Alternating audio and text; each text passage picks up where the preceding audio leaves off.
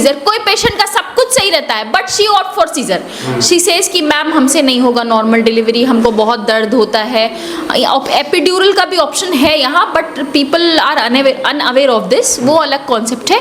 तो according to patient I will do, लेकिन मैं उन लोगों को अच्छे से काउंसलिंग कर देती हूँ, भाई आपका ये टाइम तक हो जाएगा, प्लीज़ वेट करिए। और अल्हम्दुलिल्लाह जो सपोर्ट करते हैं पेशेंट तो हो जाता है उनका नॉर्मल।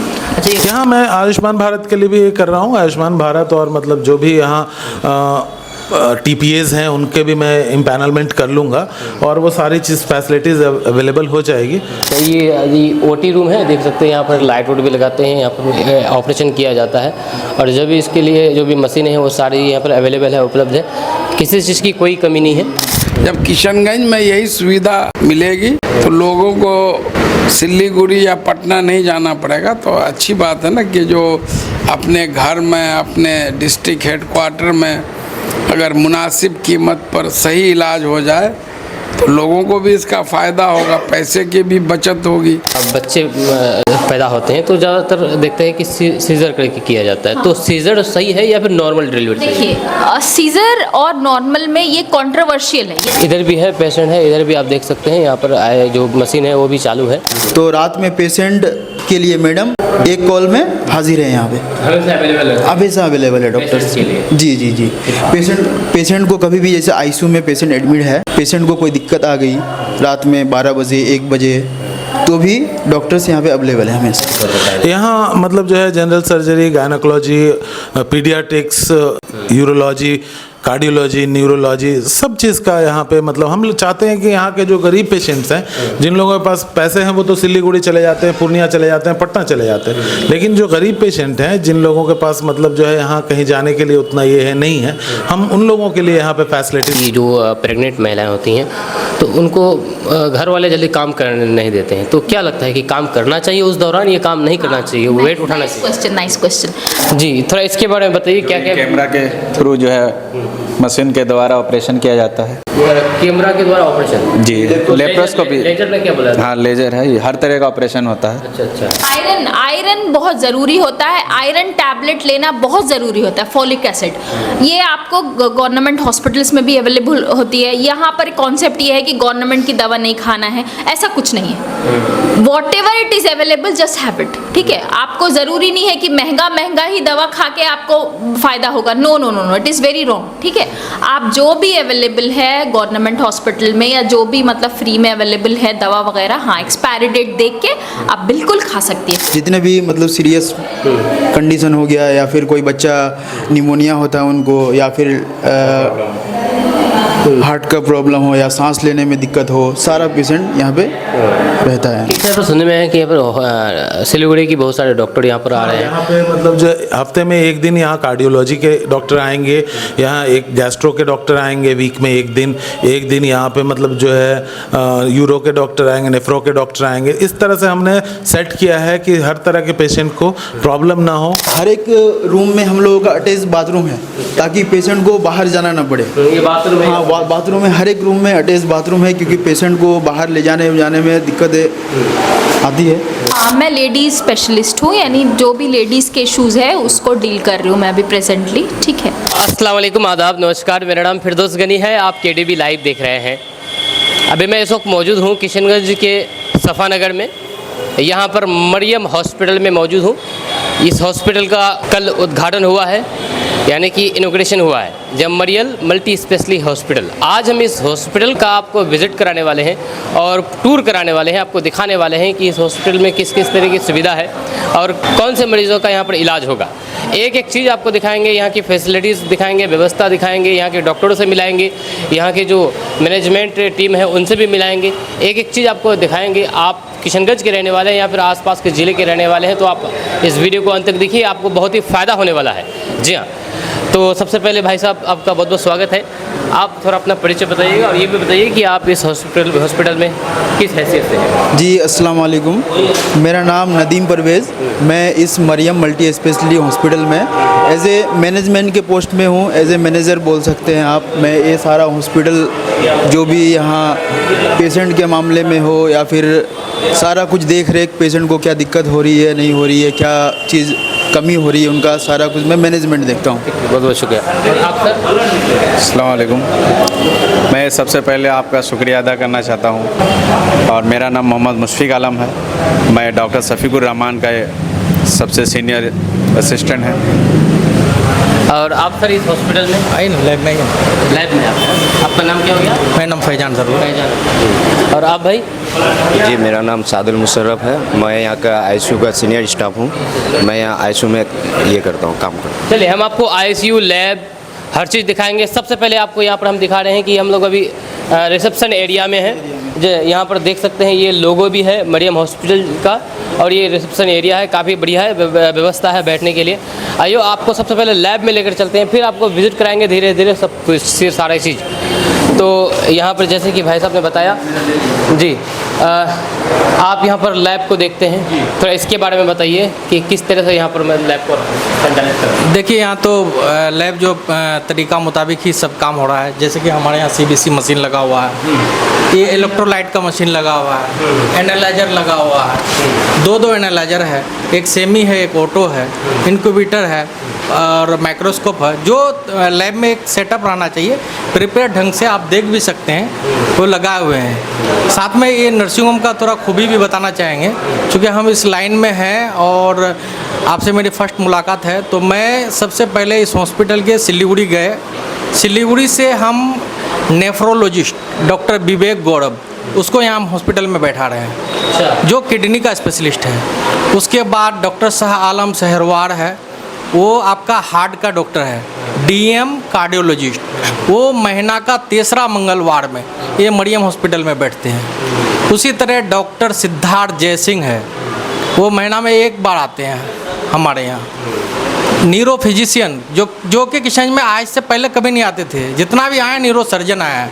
न्यूरो फिजिशियन न्यूटिया से हम हायर करके लाए हैं डॉक्टर एम शमीम, जो कि निभांस से गोल्ड मेडलिस्ट हैं और अभी हमारे यहाँ महीना में 1 दिन आ रहे हैं, और अभी रिसेंट 3 तारीख को हमारे यहाँ आने वाले हैं। उसी तरह से एक डॉक्टर और है हमारे यहाँ जो न्यूटिया से ही है, उसका नाम है डॉक्टर तन्मय माझी। वो डॉक्टर जो है गेस्ट्रोलॉजिस्ट है, गेस्ट्रोएंट्रोलॉजिस्ट, जो डीएम है वो न्यूटिया से हमारे यहाँ महीना में 2 दिन वो भी हमारे यहाँ आते हैं। तो हम लोग चाह रहे हैं कि इसको जो पेशेंट की सिलीगुड़ी नहीं जा पाए या और जगह नहीं जा पाए, तो उसको मिनिमम यहीं पे इलाज हो। और सिलीगुड़ी के डॉक्टरों को आप अपने हॉस्पिटल में ला रहे हैं, एक तौर पर कहा जाए तो। अब मरीजों को सिलीगुड़ी नहीं जाना पड़ेगा डॉक्टरों के पास, अब डॉक्टर यहाँ पर आएंगे या किशनगंज आएंगे। बहुत बढ़िया। एडमिनिस्ट्रेटिव ऑफिस है, ये वॉशरूम है, बाकी ये इमरजेंसी है, जहाँ जो कि जो मरीज़ हैं, जो इमरजेंसी मरीज़ है, पेशेंट है, उसको लाते हैं तो सबसे पहले यहाँ पर इमरजेंसी रूम में रखा जाता है, फिर यहाँ से उनको अलग अलग डिपार्टमेंट भेजा जाता है स्थिति के हिसाब से। लेकिन ये इमरजेंसी है, इमरजेंसी पेशेंट के लिए। और साथ ही साथ आपको हम अब ये डॉक्टर चैम्बर है, आपको हम डॉक्टर से भी मिलाएंगे बाद में चल करके। ये डॉक्टर चैम्बर 1, 2 है। अब हम आपको ऊपर लेकर चलते हैं और ऊपर आपको दिखाते हैं। आइए, अब देख सकते हैं काफ़ी बढ़िया व्यवस्था है, और इसका जो साफ़ सफाई भी है वो भी बढ़िया है, हर चीज़ की फैसिलिटीज़ है। और साथ ही साथ बताया जैसे कि आपको पता ही है, इस हॉस्पिटल का नाम है मरियम मल्टी स्पेशलिटी हॉस्पिटल। तो स्पेशलिटी जैसा नाम है उस तरह से यहाँ पर डॉक्टर भी आते हैं हर तरीके के। अब हम आपको लेकर चलते हैं यहाँ पर, ये डॉक्टर चैम्बर ये भी है, ये रिकवरी रूम है, ये NICU है, ये ICU है। चलिए हम ICU में विज़िट करते हैं, वहाँ पर थोड़ा ICU हम दिखाना चाहेंगे। चलिए जूता पहन के जा सकते हैं। अच्छा, चलिए ये ICU रूम है, और ICU रूम में देख सकते हैं यहाँ पर काफ़ी बढ़िया फैसिलिटी है। और जो भी इसका जो भी जी ICU रूम के बाद कौन है यहाँ पर? आप रहते हैं यहाँ पर? ये थोड़ा बताइए इसके बारे में, ICU रूम के बारे में, कि यहाँ पर किस तरीके की फैसिलिटी है। हमारे हॉस्पिटल में वेंटिलेटर है, मॉनिटरिंग वेंट सर्किट है, CPAP है, और ये हमारे पेशेंट को इंट्यूबेशन का और टोटल डिपार्टमेंट यहाँ ही किया जाता है, अप्रूवल किया जाता है जी। अच्छा, तो कौन कौन से मशीनें हैं यहाँ पर? यहाँ पर मोनीटर है हमारे पास, इन्फ्यूज़न मशीन है और ऑक्सीजन है, फिर वेंटिलेटर है जी। तो यहाँ पर ICU में मरीज भी है, पेशेंट भी है, आप देख सकते हैं यहाँ पर। और कितने जी, इधर भी है पेशेंट है, इधर भी आप देख सकते हैं। यहाँ पर जो मशीन है वो भी चालू है। और साथ ही साथ ये, चलिए अब हम आपको NICU में ले जाएंगे और NICU दिखाएंगे आपको कि यहाँ पर किस तरीके की व्यवस्था है। चलिए, NICU में ले जाने से पहले आपको OT में ले जाते हैं कि यहाँ पर OT किस तरीके की है और लोगों का यहाँ पर जो ऑपरेशन होगा वो किस तरह से होगा। ये OT व्यवस्था है और देख सकते हैं ये। जी, थोड़ा इसके बारे में बताइए क्या क्या। कैमरा के थ्रू जो है मशीन के द्वारा ऑपरेशन किया जाता है। कैमरा के द्वारा ऑपरेशन। जी, लेप्रोस्कोपी। लेजर में क्या बोला? हाँ, लेजर है, ये हर तरह का ऑपरेशन होता है। अच्छा अच्छा, इसको लेप्रोस्कोपिक बोला जाता है। लेप्रोस्कोपिक बोला। लेप्रोस्कोपिक, जिसके द्वारा गोल ब्लैडर, किडनी स्टोन, ये सारा कुछ तो किया जाता है। उसमें भी तो चीर फाड़ करते हैं। जी, उसमें बहुत ही कम मिनिमम होता है। अच्छा, बहुत ही मिनिमम कट लगाया जाता है उसमें। पेशेंट को बहुत कम दिक्कतों का सामना करना पड़ता है उसमें। बहुत कम दिक्कत होती है। जी जी। अच्छा अच्छा, ये OT रूम है, देख सकते हैं यहाँ पर लाइट वोट भी लगाते हैं, यहाँ पर ऑपरेशन किया जाता है और जब भी इसके लिए जो भी मशीन है वो सारी यहाँ पर अवेलेबल है, उपलब्ध है, किसी चीज़ की कोई कमी नहीं है। अब हम चलते हैं, आपको NICU दिखाते हैं। मरीजों को थोड़ा ध्यान में रखते हुए यहाँ पे एक ICU NICU है। इधर इस कंपार्टमेंट में एक डॉक्टर का चेम्बर दिया गया है जिसमें 24/7 एक डॉक्टर अवेलेबल रहते हैं मरीजों के लिए। मरीजों को कभी भी, जैसे ICU में मान लीजिए एक सीरियस पेशेंट है, उनको कभी भी दिक्कतें आ सकती है। मान लीजिए ऑक्सीजन घट रहा है या फिर उनका पल्स रेट हाई हो रहा है या कुछ भी दिक्कतें हो रही है। NICU में बच्चा है, छोटे छोटे बच्चे रहते हैं, तो ये जो चेम्बर दिया हुआ है यहाँ पे हमेशा 24/7 संडे हमेशा डॉक्टर अवेलेबल रहते हैं यहाँ पे पेशेंट के लिए। जी, ये क्या है? रिकवरी रूम है। ये जो है रिकवरी रूम, ये है कि हम लोग का जो है ऑपरेशन से पहले सबसे पहले पेशेंट को रेडी किया जाता है। ये तैयारी के लिए जो इस पेशेंट को तैयार करने का तब फिर OT में लिया जाता है। अच्छा अच्छा, यानी कि OT में ले जाने से पहले पेशेंट को यहाँ पर रखा जाता है, हाँ, उसको तैयार किया जाता है, उसके बाद फिर उसको अपना OT में ले जा करके उसका ऑपरेशन होता है। उसके बाद हम चलते हैं यहाँ पर NICU में, जहाँ के बच्चों के लिए यहाँ पर स्पेशल है। तो ये NICU हो गया यहाँ पर। तो NICU में क्या क्या फैसिलिटीज़ है भाई? NICU में हम लोगों के पास फोटोथेरेपी है, बच्चे का CPAP, BiPAP, बच्चे का वेंटिलेटर, सारा कुछ, सारा सुविधा जो एक बच्चे को संभालने के लिए इमरजेंसी के टाइम में जितने भी इक्विपमेंट्स का मतलब ज़रूरत है, सारा कुछ अवेलेबल है यहाँ पे। NICU में किस तरह के बच्चों को यहाँ पर रखा जाता है? NICU में हर तरीके के बच्चे को, जैसे जितने भी मतलब सीरियस कंडीशन हो गया या फिर कोई बच्चा निमोनिया होता है उनको, या फिर हार्ट का प्रॉब्लम हो या सांस लेने में दिक्कत हो, सारा पेशेंट यहाँ पे रहता है। कितने साल से कितने साल के बच्चों को यहाँ पर रखा जाता है? ये जब पैदा होता है ना सर, तुरंत जो है इस मशीन में डाला जाता है, प्रिपेयर करके। बच्चा अगर ठीक रहता है तो पेशेंट पार्टी को दे देते हैं। अगर किसी तरह का दिक्कत है पेशेंट पार्टी से पूछ के, अगर वो चाहेगा कि नहीं हम यहाँ इलाज करना चाहेंगे तो उसके लिए इंतजाम है हम लोग के। चलिए, ये NICU हो गया जो कि स्पेशल ये बच्चों के लिए है, और भी हम आपको आगे लेकर चलते हैं और भी आपको दिखाते हैं। और कहाँ पे चलते हैं? यहाँ पर ये हमारा जनरल वार्ड है। क्या जनरल वार्ड? ठीक है, जनरल वार्ड में पेशेंट को ध्यान में रखते हुए, क्योंकि ये बहुत सारे पेशेंट का ऑपरेशन होता है, पेट में चीरा लगता है, पेशेंट को दिक्कतें होती है, तो हर एक वार्ड में, हर एक रूम में, ICU में हम जो है पेशेंट के लिए दो टॉयलेट, दो तरह का दिए हुए हैं पेशेंट की सुविधा के लिए। दो तरह का? हाँ, दो तरह का, एक वेस्टर्न, एक इंडियन। वेस्टर्न और इंडियन दोनों टॉयलेट है? दोनों टॉयलेट, जो भी अपना पेशेंट अपने हिसाब जी से जी। यूज़ करे। और हर एक बेड में पेशेंट के लिए ये वॉल फैन लगा हुआ है कि पेशेंट को दिक्कत ना हो, गर्मी उर्मी सारा कुछ, लाइटिंग वुटिंग हर एक चीज़ का सुविधा दिए हुए हैं। हर चीज़ की व्यवस्था है। ये हो गया जनरल वार्ड। कोई स्पेशल वार्ड है जी? स्पेशल रूम कोई अगर लेना पेशेंट के लिए जो है यहाँ इस तरह ये समझ, ये स्पेशल रूम हो गया। आप अब देख सकते हैं ये स्पेशल रूम है, जो कि स्पेशल मरीज को चाहे कि वो अपना पर्सनल रूम ले, वो ले सकते हैं। अच्छा, ये प्राइवेट रूम हो गया? प्राइवेट रूम हो गया स्पेशल। इसमें एक बेड पेशेंट के लिए, एक अटेंडेंट के लिए, ठीक है। और हर एक रूम में हम लोगों का अटैच बाथरूम है, ताकि पेशेंट को बाहर जाना ना पड़े। ये बाथरूम है? हाँ, बाथरूम है, हर एक रूम में अटैच बाथरूम है, क्योंकि पेशेंट को बाहर ले जाने में दिक्कतें आती है। चलिए, ऑक्सीजन का भी सुविधा है सर। अगर इमरजेंसी किसी तरह का कोई दिक्कत हो तो हम लोग तुरंत हर चीज़ का इंतजाम यहाँ से दे सकते हैं। ठीक है, बहुत अच्छी चीज़ है। और ये फीमेल वार्ड है, महिलाओं के लिए? ये महिलाओं के लिए, अक्सर गरीब तबके का आदमी रहते हैं इधर, अगर कुछ कम पैसे में अगर इलाज की ज़रूरत पड़ती है तो उसके लिए भी सुविधा है, या पैसा ना भी हो तब भी उन लोग के लिए सारा सुविधा रखे हम लोग। चलिए आप क्या बोल रहे हैं? और हमारे यहाँ जो वार्ड के पेशेंट के लिए और केबिन के पेशेंट, जो भी रूम के पेशेंट के लिए जो रूम में भर्ती रहते हैं, उनके लिए जो नर्सिंग सुविधा है वो भी 24 आवर्स अवेलेबल है। यहाँ पे हमेशा 1-2 नर्सिंग स्टाफ जो वेल ट्रेंड है पेशेंट के लिए, पेशेंट को संभालने के लिए, हमेशा इस टेबल में आपको मिल जाएगा। तो अभी आप हैं क्या इस टेबल को संभाले हुए हैं? जी सर। अच्छा, तो आप क्या क्या देखते हैं यहाँ पर? यहाँ पे जो पेशेंट को जो मतलब जो स्टेबल पेशेंट है, जो आईसीयू के लायक ना हो, जो वार्ड के ही लायक हो, उसको वार्ड में शिफ्ट किया जाता है, उसके लिए सेचुरेशन देखा जाता है, उसका मॉनिटरिंग किया जाता है और सारे कंडीशन को देख रेख करना जाता है मेरे ऑब्जर्वर में।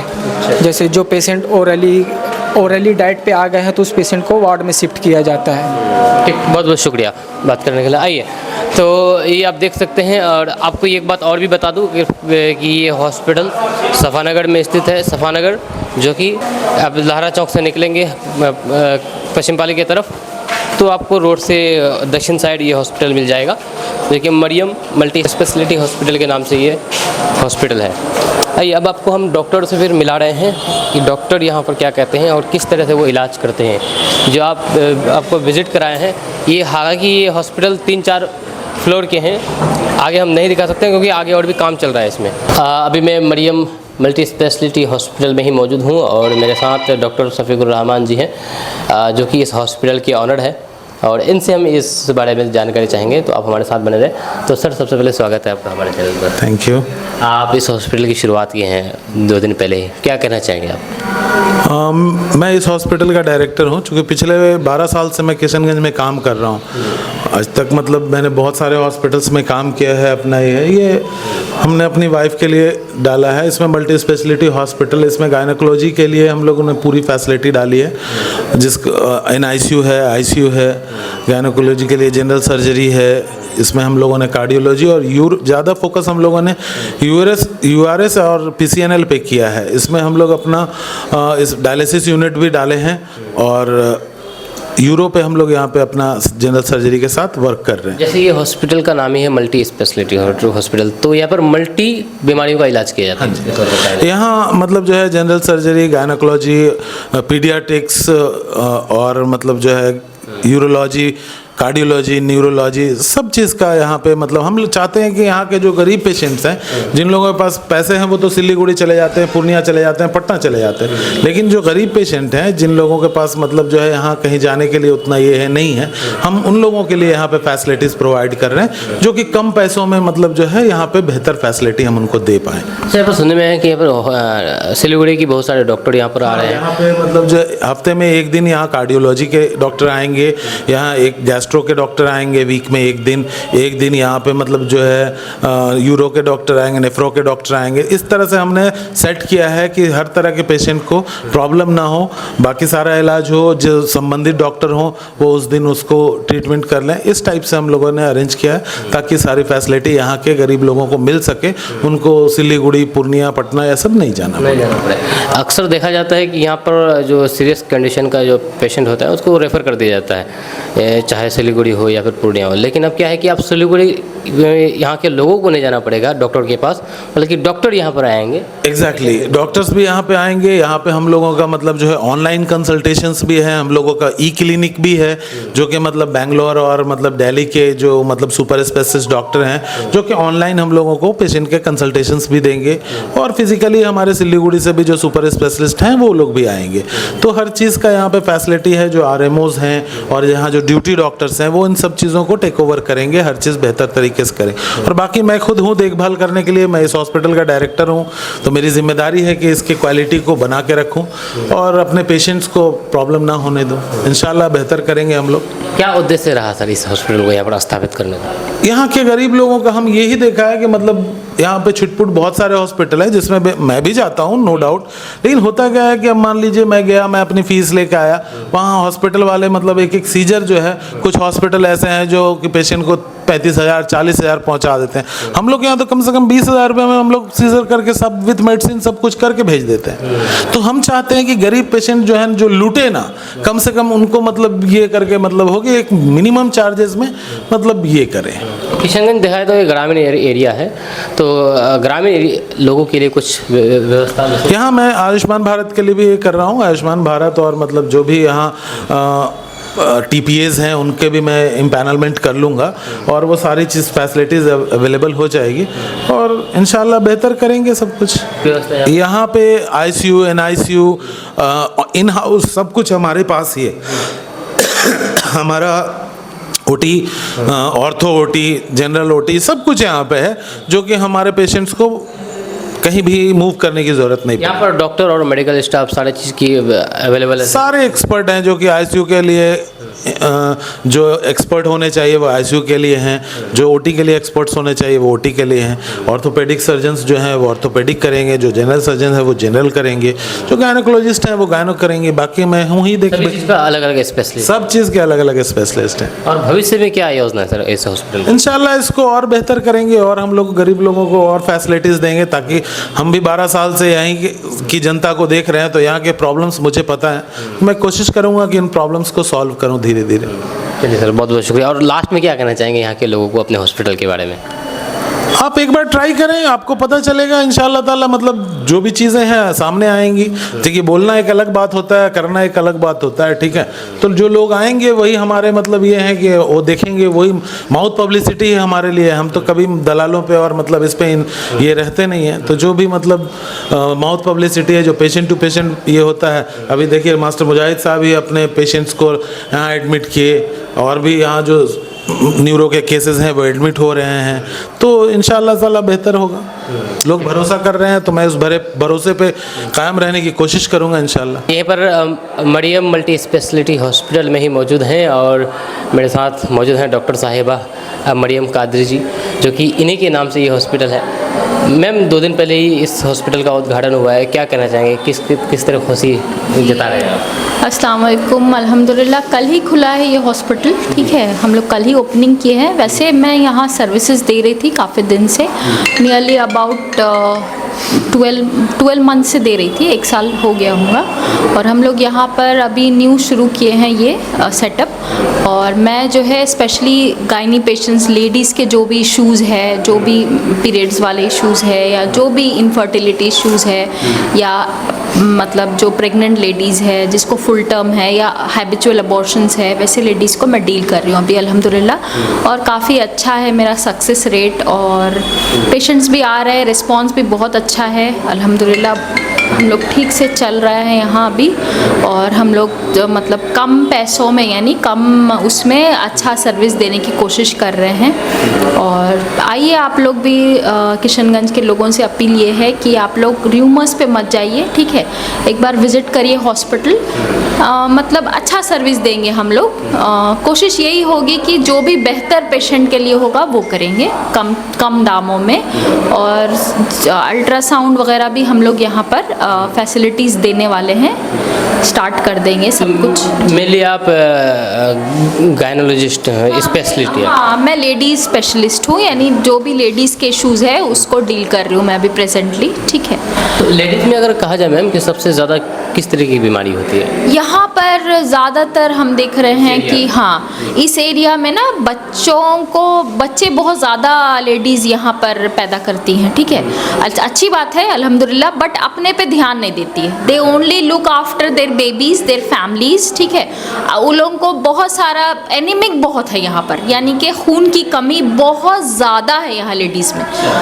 यूजुअली हाँ, अक्सर यूजुअली जो है HB काउंट वो 11 to 12 होना चाहिए। ठीक है, बॉडी में। बट यहाँ पर लेडीज़ आती है 6 ग्राम HB के साथ, 5 ग्राम HB के साथ, बिकॉज दे डोंट केयर। उन लोगों को कोई मतलब प्रॉपर खाना नहीं खाती है, डाइट नहीं लेती है, प्रॉपर न्यूट्रिशन नहीं मिलता है, जो भी है मतलब बहुत ही ज़्यादा कम न्यूट्रिएंट्स पे वो लोग सर्वाइव करती है। बेसिक उन लोगों को नहीं पता है कि पानी अच्छा पीना, फ्रूट्स खाना, ये सब बेसिक से दूर है, काफ़ी दूर है वो लोग। बस जो अवेलेबल है वो खाती है। उन लोगों का बस मकसद है बच्चों को देखना और घर देखना, काम करना। करना, they don't care about themselves. तो हाँ, खुद पर ध्यान नहीं देती है। अब जो भी कंडीशन है, फाइनेंशियल कंडीशन की वजह से या जो भी सर्कमस्टेंसेज है वो मैं नहीं बता सकती हूँ। मैं हमेशा यही एजुकेट करती हूँ लोगों को कि आप लोग प्लीज़ जो है ध्यान दीजिए अपने ऊपर, अपने मतलब उसके बाद अपन फिट रहेंगे तो ही बच्चों को आगे सर्वाइव कर पाएंगे और अच्छा मतलब बच्चों को भी देख पाएंगे। किस तरह से, अगर मानो चलो कोई महिला अगर प्रेग्नेंट है तो वो किस तरह से अपने आप का ध्यान रख सकती जी, है? उनको टाइम पे खाना खाना होगा, ठीक है। आफ्टर गेटिंग अप, उठने के बाद जो है at least with in half an hour, brush करने के बाद हाफ एन आवर में कुछ ना कुछ हेल्दी डाइट लेना है वो लोग को, या जूस ले ले या फ्रूट्स खा ले, ठीक है। मतलब और फिर उसके बाद हर 2 आवर्स पे they should have small meals, कुछ भी स्मॉल मील्स खाए वो लोग, फ्रूट्स ले, जूसेस ले, उसके बाद जो है दाल चावल जो भी अवेलेबल है, हेल्दी फूड। मैं ये नहीं बोल रही बाहर का फूड अवॉइड करें, घर में बना के हेल्दी फूड हर 2 आवर्स पे दे शुड टेक। अच्छा, और आयरन बहुत ज़रूरी होता है, आयरन टैबलेट लेना बहुत ज़रूरी होता है, फॉलिक एसिड।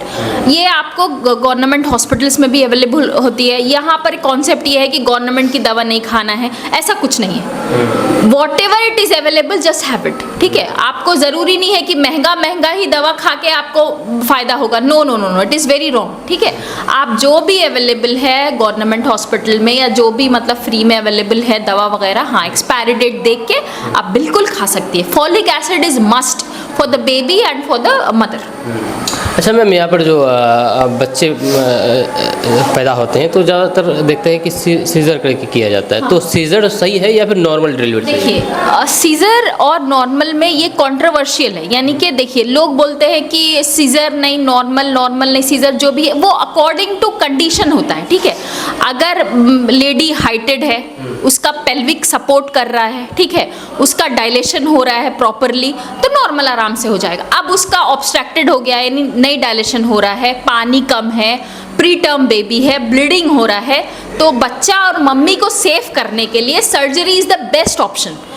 अगर सपोज सब कुछ ठीक है, ठीक है, जानबूझ के वी आर नॉट डूइंग, कोई भी डॉक्टर, आई थिंक कोई भी डॉक्टर जो है नहीं चाहता है कि मेरा पेशेंट को नुकसान हो। आई डोंट थिंक कोई भी डॉक्टर ऐसा चाहती हो, ठीक है। अगर कोई मसला आ रहा है जैसा कि प्री टर्म बेबी है या ब्लीडिंग हो रहा है, प्लासेंटा प्रीविया, बहुत सारे कंडीशंस आते हैं इसमें, तो वो देखते हुए अगर कोई डॉक्टर आपको सजेस्ट कर रही है caesar, then you have to go for it. you should not wait for the normal delivery. Apart from it, अगर सब कुछ नॉर्मल है तो doctor obviously she will say कि अभी वेट करिए, इतना टाइम है। जो भी मेरे पास पेशेंट आता है, आई गिव द जेन्यून, मतलब जो भी जेन्यून होता है वो सजेशन मैं देती हूँ। You can opt for normal as well as caesar. कोई पेशेंट का सब कुछ सही रहता है but she opt for caesar. She says कि मैम हमसे नहीं होगा नॉर्मल डिलीवरी, हमको बहुत दर्द होता है। एपिड्यूरल का भी ऑप्शन है यहाँ, but people are unaware of this, वो अलग कॉन्सेप्ट है। तो according to patient I will do, लेकिन मैं उन लोगों को अच्छे से काउंसलिंग कर देती हूँ, भाई आपका ये टाइम तक हो जाएगा, प्लीज़ वेट करिए। और अल्हम्दुलिल्लाह जो सपोर्ट करते हैं पेशेंट तो हो जाता है उनका नॉर्मल। अच्छा, एक और सवाल पूछना चाहेंगे आपसे कि जो प्रेग्नेंट महिलाएं होती हैं तो उनको घर वाले जल्दी काम करने नहीं देते हैं, तो क्या लगता है कि काम करना चाहिए उस दौरान, ये काम नहीं करना चाहिए, वेट उठाना चाहिए? Nice question. Firstly I will say 1 to 3 month, ठीक है, 1 to 3 months you should not work, you should not lift heavy weights, ठीक है, हैवी वेट नहीं उठाना चाहिए, जल्दी नहीं चलना। 1 to 3 month इज वेरी, हाँ, that is called as first trimester, ठीक है। Then comes your second trimester 4 to 6 month, ठीक है, इसमें आप थोड़ा सा काम कर सकती है।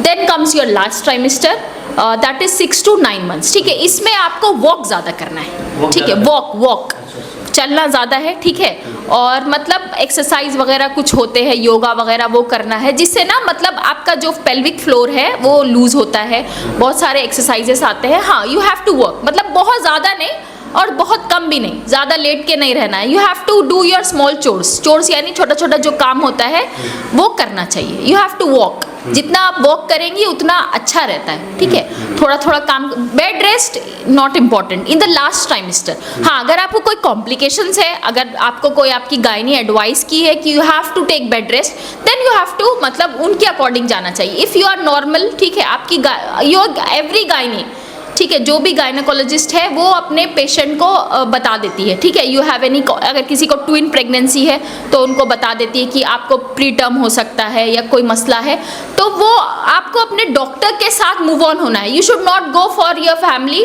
Your mother in law, your father in law, या अपनी मम्मी बोल रही है, sister, no no no no, यहाँ पर यही मसला होता है। आपको जो है अपनी गायनी की बात सुनना चाहिए, जो भी डॉक्टर है आपको उनको फॉलो करना चाहिए, because she knows the best. वो पढ़ के आई हैं, she knows the circumstances, she is dealing with you. मैं जो है आपको बताती हूँ, यहाँ पर मेरे पास कुछ पेशेंट्स हैं जो कि इनफर्टिलिटी का ट्रीटमेंट लेती है मेरे से, ठीक है। शी कंसीव होने के बाद शी कम्स आफ्टर 4 months। जब मैं पूछती हूँ क्या हुआ, तो आप आए नहीं, आप बोले नहीं मैम, मेरे घर में बोले हैं ना कि 4 महीने के बाद ही मैम से जाना, मिलना है, विजिट करना है, तब अल्ट्रासाउंड करना है। They decide. भैया हम ट्रीट किए हैं आपको, I have given you the medicine, मतलब सब कुछ है, आप कंसीव किए, उसके बाद at least you have to come. देखिए बच्चा ग्रो अलग अलग जगह हो जाता है, किसी को ट्यूब में हो जाता है, किसी को यूट्रस में नहीं, किसी को मोलार प्रेगनेंसी, बहुत सारे कॉन्सेप्ट्स है। तो आपको जैसा ही कंसीव होते हैं you have to go to your gynaecologist, and वो जैसे बोलती है स्कैन या कुछ, देखिए कोई भी डॉक्टर ना पैसे के लिए इसके लिए नहीं काम करता है, उनको पेशेंट बनाना है, अपनी इज्जत रखना है, ठीक है। वॉट एवर शी सेज, जो भी गायनोकोलॉजिस्ट है बोलती है आपको अल्ट्रासाउंड करना है या जो भी, प्लीज फॉलो दैट। किशनगंज के लोगों को यही अवेयरनेस मैं देना चाहती हूँ, सब लोगों को, कि प्लीज आप लोग जो है अवेयरनेस हो जाए। भाई साहब हैं जो कि आपने पहले इसको देखा है और ये मैनेजर है हॉस्पिटल का, इनसे हम जानकारी चाहेंगे कि आखिर ये मैनेजर है तो इसका क्या काम है इस हॉस्पिटल में। तो थोड़ा बताइए कि आप मैनेजर हैं तो क्या काम है हॉस्पिटल में आपका, आप क्या करते हैं? एज दिट मैनेजर मेरा यह काम है कि मेरे यहाँ पे जितने भी मरीज़ आते हैं, यहाँ एडमिट रहते हैं या मैडम को ओपीडी के लिए आते हैं, उन लोगों को क्या दिक्कतें हो रही है, किस चीज़ का ज़रूरत है, क्या चीज़ पूरी नहीं हो रही, उनको मैनेज करके सेटिस्फिक्सन दिलाना, ये मेरा एक सबसे पहला महत्वपूर्ण काम है, ठीक है। और यहाँ हॉस्पिटल जो है आप जो टूर किए आप देख सकते हैं, साफ़ सफाई का ध्यान बहुत ही अच्छी तरीके से रखा गया है। तो यहाँ पे साफ़ सफाई का अलग अलग टाइम में, नाइट, मॉर्निंग, इवनिंग और नाइट, हर टाइम में अलग अलग सुपर मासी लोग को रखा गया है। बहुत ही ज़्यादा हाँ साफ़ सफाई का ध्यान रखा जाता है। चलिए, यानी कि हॉस्पिटल में साफ़ सफाई का भी काफ़ी ज़्यादा ध्यान रखा जाता है। हम आपको दिखाए भी तो पूरी तरीके से एकदम बिल्कुल हॉस्पिटल चकाचक दिख रहा है जी। और कुछ कहना चाहेंगे?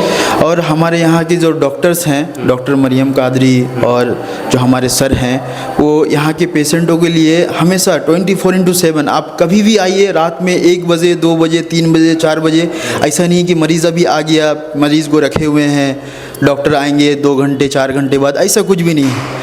मैडम का अपना हॉस्पिटल है, पेशेंट आने के बाद 5 मिनट के अंदर डॉक्टर्स यहाँ पे अवेलेबल है, या फिर दिन में जो दिन का जो पीरियड है 10 बजे से लेके 5 बजे तक, दोनों डॉक्टर्स हमेशा हॉस्पिटल में ही रहते हैं। रात की बात कहें तो रात में पेशेंट के लिए मैडम एक कॉल में हाजिर है, यहाँ पे हमेशा अवेलेबल है डॉक्टर्स। जी। पेशेंट को कभी भी, जैसे आईसीयू में पेशेंट एडमिट है, पेशेंट को कोई दिक्कत आ गई रात में 12 बजे 1 बजे, तो भी डॉक्टर्स यहाँ पे अवेलेबल है हमेशा। बहुत बहुत शुक्रिया आपका। चलिए, आप यहाँ पर मरियम मल्टी स्पेशलिटी हॉस्पिटल में ही मौजूद हैं और उद्घाटन के कार्यक्रम के मौके पर मास्टर मुजाहिद साहब भी आए हुए थे और आज भी आए हुए हैं। कल भी आए हुए थे सर आप, आज भी आए हुए हैं। आज किस लिए आए थे? कल तो खैर पता ही, कल उद्घाटन के मौके पर आए हुए थे। आज कोई पेशेंट सुना है क्या? कल मरियम मल्टी स्पेशलिटी हॉस्पिटल का विधिवत उद्घाटन हुआ 11 बजे। इस मौके पर मैं खुद मौजूद था और आज मैं आया हूँ। मेरा बहुत ही अजीज़ है, मेरे गांव का अहमद हुसैन बहू, इनकी अहलिया यहाँ एडमिट हुई थी कल ही, तो आज हम लोग देखने के लिए, हालचाल लेने के लिए और फिर जो बीमारी के संबंधित डॉक्टर शफीकुर रहमान साहब से जानकारी लिए। और ये अच्छी बात है कि हमारे किशनगंज में मल्टी स्पेशलिटी हॉस्पिटल खुल रहे हैं। इनकी मैडम है गायनोकोलॉजिस्ट डॉक्टर मरियम कादरी साहिबा।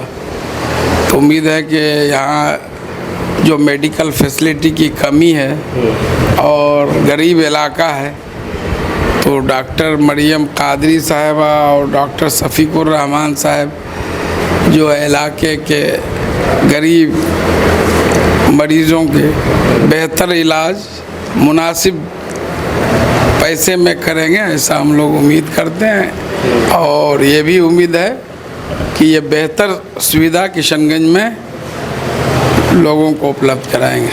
सर, ये एक तौर पर देखा जाए तो जितने गवर्नमेंट हॉस्पिटल है उसमें स्वास्थ्य व्यवस्था काफ़ी चरमराई हुई रहती है, लोगों को उस तरह से लाभ नहीं मिल पाता है। क्या लगता है कि जितने भी प्राइवेट हॉस्पिटल है, प्राइवेट हॉस्पिटल भी ही है ऐसा है जो स्वास्थ्य व्यवस्था को संभाले हुए हैं, ऐसा क्या कहना चाहेंगे? गवर्नमेंट हॉस्पिटल में जितने डॉक्टर्स होने चाहिए उतनी डॉक्टर है नहीं, और डॉक्टर आते भी हैं तो फिर कुछ दिन रह करके छुट्टी पर चले जाते हैं या नौकरी छोड़ देते हैं।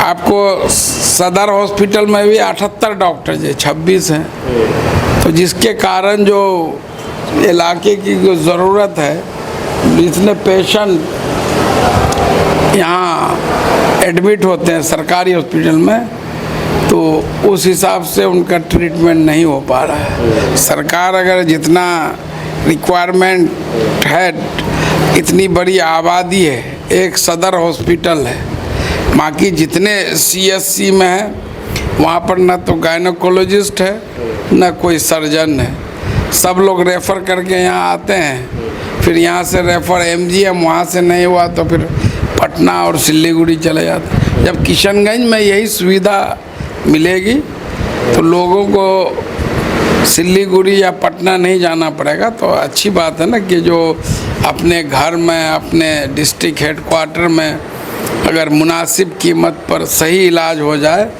तो लोगों को भी इसका फ़ायदा होगा, पैसे की भी बचत होगी, परेशानी भी कम होगा। ये अपना शहर है तो कोई भी किसी तरह से भी यहाँ पहुँच जाते हैं, लेकिन आपको सिलीगुड़ी जाने, पटना जाने के लिए तो एक दिन का चक्कर है। तो यह मैं उम्मीद करता हूँ कि इससे लोगों को फ़ायदा होगा। इस तरह की और भी हॉस्पिटल की लगता है कि नहीं ज़रूरत है अपने किशनगंज में, क्योंकि आज भी लोगों को रेफ़र करना पड़ता है यहाँ से अदर जगह पर, जैसे कि आपने अभी कहा। नहीं तो बहुत सब चीज़ का यहाँ पर नहीं, जैसे आपको कोई बढ़िया नेफ्रोलॉजिस्ट नहीं है, न्यूरो सर्जन नहीं है, कार्डियोलॉजिस्ट बढ़िया नहीं है, तो इस तरह से और भी स्पेशलिटी है। पहले ज़माने में था कि भाई एक ही डॉक्टर सभी का इलाज करते थे, अब स्पेशलाइजेशन हो गया तो हर चीज़ का, आँख का अलग, कान का अलग, दांत का अलग, पेट का अलग, गायनों का अलग, हड्डी का अलग। अब आने वाले दिनों में ऐसा होगा कि दाहिना आँख का अलग स्पेशलाइज्ड डॉक्टर होगा, बायां आँख का अलग होगा।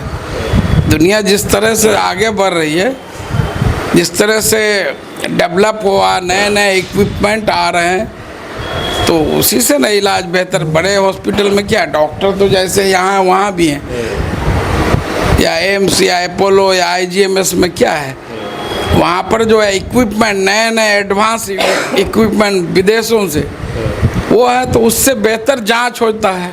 बाकी तो सब कुछ डॉक्टर को करना पड़ता है। जो डॉक्टर यहाँ हैं, जिस इंस्टीट्यूट से पढ़े हुए, वहाँ भी इंडिया के ही अलग अलग मेडिकल कॉलेज से पढ़े हुए हैं। मेन चीज़ है उसके लिए, और एक एक इक्विपमेंट का करोड़ों में दाम है।